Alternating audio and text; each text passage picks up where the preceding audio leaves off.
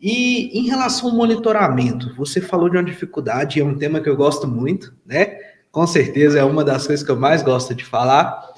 Fala aí para mim, o que você acha mais difícil no monitoramento da carga? O que te dificulta muito ali a aplicar o monitoramento e às vezes a interpretar e tomar uma decisão baseado nisso? Qual que é a sua grande dificuldade aí no monitoramento?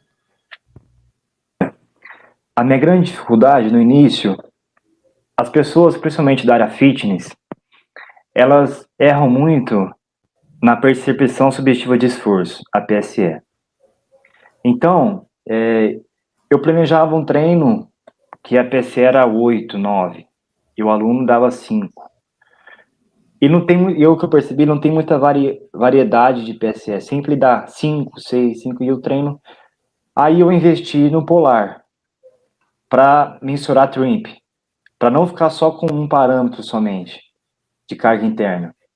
Então, às vezes, eu prescrevi aquele treinamento e o aluno ficava 80% do treino a zona 5 da frequência cardíaca máxima, na última zona. E acabava o treino, ele dava um PSS 6,5. Então, essa é a dificuldade do monitoramento, principalmente na área fitness, com os atletas, eles já têm mais essa percepção, as pessoas que não são totalmente treinadas. E a minha outra dificuldade também é encaixar o monitoramento no planejamento. Como assim? Saber o estado, às vezes até prevenir o estado do atleta de entrar no futuro overreach não funcional. Como? Saber o período que ele está fadigado, porque às vezes eu vejo que eu prescrevo treinamento, ele sempre está treinando em zonas máximas, às vezes da frequência cardíaca, dando PSE máximo, mas o aluno está pedindo treino, e o salto dele, que eu mensuro o salto vertical com contramovimento, no My Jump, o salto dele, ele tá saltando alto, tá saltando a média, e às vezes eu fico assim, quando intervir ou não, né? E o bem-estar dele também é uma dificuldade um pouco que eu tenho, de saber como intervir quando o aluno responde o bem-estar de maneira negativa, quando ele tem um score baixo. Então, essa é uma das minhas dúvidas também de encaixar isso. Muito bom. Então, pessoal, primeiro ponto, repara que ele já enxerga monitoramento numa perspectiva multiparâmetro. Já é um ponto à frente, né? Geralmente a gente fica preso a uma variável, a duas variáveis, quiçá aí três variáveis. Então, ele falou para vocês de TRIMP, falou para vocês de percepção de esforço, falou para vocês de salto, falou para vocês de percepção de bem-estar, e ainda tinha falado de quilagem na fala anterior. Então, olha só, o que você vai pensar? Primeiro ponto que você tem que olhar no seu monitoramento é que você precisa acompanhar a temporalidade, o que está acumulando ao longo das semanas. Então, se você reparar que o tempo em zona máxima da frequência cardíaca ficou no acumulado da semana muito mais do que na semana anterior, então, cada treino eu fico 10 minutos na zona máxima de frequência cardíaca, exemplo. No final da semana eu fiquei 50 minutos. Na semana seguinte, eu não fiquei 50 minutos, eu fiquei 100 minutos. Eu fiquei muito mais tempo em zona máxima.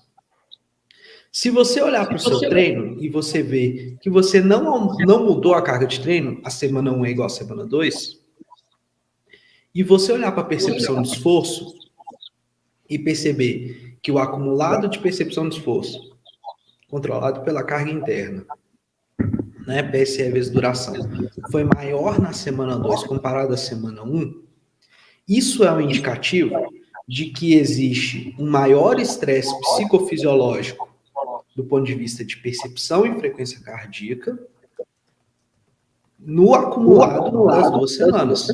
Porque a sua carga se manteve semelhante durante as 2 semanas e você teve uma maior resposta fisiológica da semana 1 para a semana 2. E quanto isso é preocupante? Isso é preocupante na hora que a percepção de bem-estar na semana seguinte reproduzir. Então, olha só como é que você vai fazer. Você sempre vai olhar de trás para frente.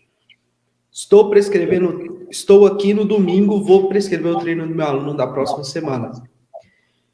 Como é que foi a semana? Como é que foi essa semana? Essa semana ele acumulou tanto de zona máxima de frequência cardíaca. E a semana anterior? Foi acima ou abaixo? Foi acima. Se escreve um maisinho lá. Frequência cardíaca mais. Percepção de força e carga interna. Foi maior ou menor? Foi maior. Aí você escreve um maisinho também. Nessa semana agora, a percepção de bem-estar dele foi menor ou maior? Foi menor. Você escreve um menorzinho. Então você tem percepção de bem-estar, ele se sentindo mais cansado.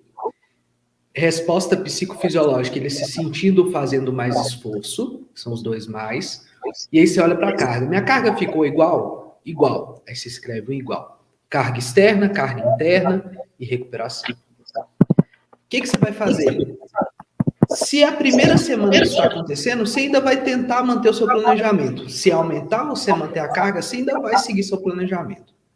Na semana seguinte, se ele apresentar uma redução da percepção de recuperação ou uma redução do salto, talvez, esse é o gatilho final para falar assim, está na hora de mudar o treino.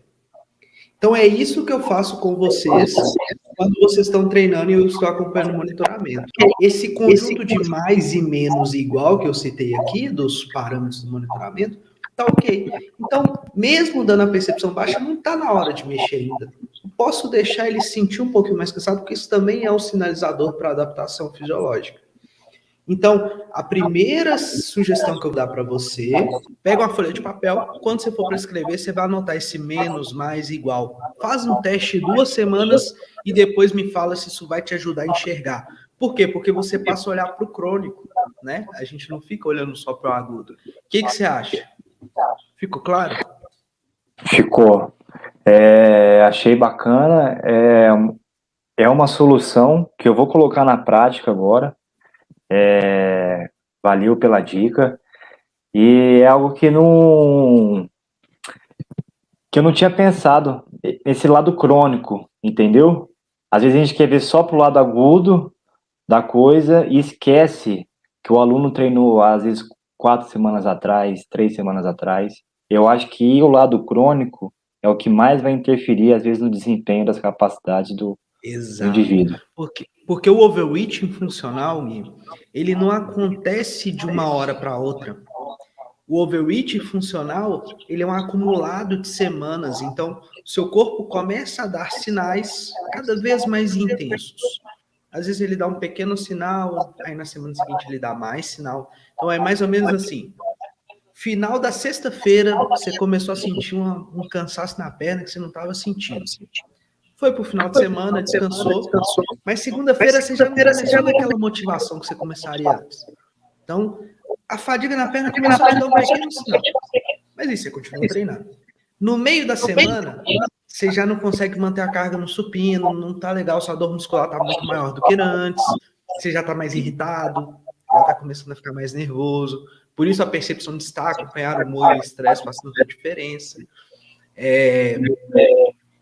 Foi mais um sinal. Já tá, quer dizer, seu corpo está começando a mostrar que você está acumulando inflamação, está acumulando baixa recuperação. Aí, no final da outra semana, sua imunidade começa a cair, você começa a sentir o nariz mais com coriza, né? Você começa a ter aquela sensação de ficar gripado, você começa a ficar mais para baixo e está acumulando. Só que esse tempo que você está acumulando baixa recuperação, o seu corpo está começando a dar alguns sinais, está acontecendo lá dentro da sua célula uma série de processos que está mudando toda a sinalização de adaptação, seja de força, seja de hipertrofia, seja adaptação periférica para melhora do desempenho de resistência, está acumulando. E aí lá na frente que o desempenho vai cair, mas o sinal começou há muito tempo atrás. Então, quando você olha para esse acumulado, você começa a enxergar esses sinais.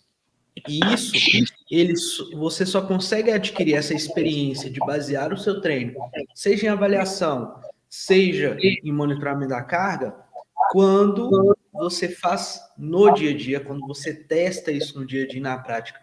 Nenhum livro vai conseguir ensinar isso nos mínimos detalhes, porque cada atleta vai responder de um jeito. cada equipe vai responder de um jeito, cada treino que você der vai ter uma forma de resposta. Então, você vai reparar que quando você fizer sequência